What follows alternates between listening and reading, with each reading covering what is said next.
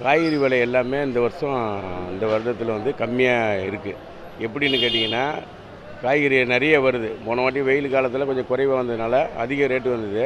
இப்போ மழை பெஞ்சு எல்லா இடமும் நல்லா இருக்கிறதுனால காய்கறி வரத்து நிறையா இருக்குது. வாங்கக்கூடிய ஆள்கள் கம்மி. எல்லாமே இப்போ என்னென்னு கேட்டிங்கன்னா, ஆன்லைன் பிஸ்னஸ்னால கோயம்பேடு மார்க்கெட்டில் வியாபாரம் பாதிக்குது. இன்னொன்று என்னென்னு கேட்டிங்கன்னா, யாருமே வந்து ஒரு ஒரு 20-30% எல்லாம் ஹோட்டலில் வாங்கி சாப்பிட்ற நிலைமை உருவாகிடுச்சு. அதனால் காய்கறி விலை ரொம்ப கம்மி. இன்றைக்கி கத்திரிக்காயெல்லாம் ஒரு மூட்டையே வந்து 50 கிலோ மூட்டை இரநூறுவா விற்கிது. சவுச்சவுலாம் வந்து ஒரு மூட்டை 200, 150க்கு விற்கிது.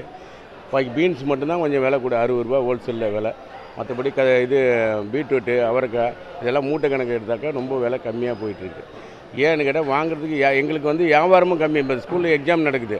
அதனால் என்ன ஆகுதுன்னு கேட்டிங்கன்னா, இப்போ எல்லாமே ஊருக்கு போனவங்க எல்லாம் ஊருக்கு போனவங்க இல்லை.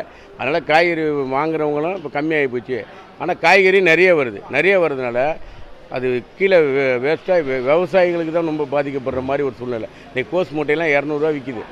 அங்கேருந்து வர்ற லக்கேஜ் கோணிக்கு அந்த லேபரோட சரியாக போய்டும். அங்கே விவசாயிக்கு 10 ரூபா கூட கிடைக்கிறதுக்கு வாய்ப்பு இல்லை.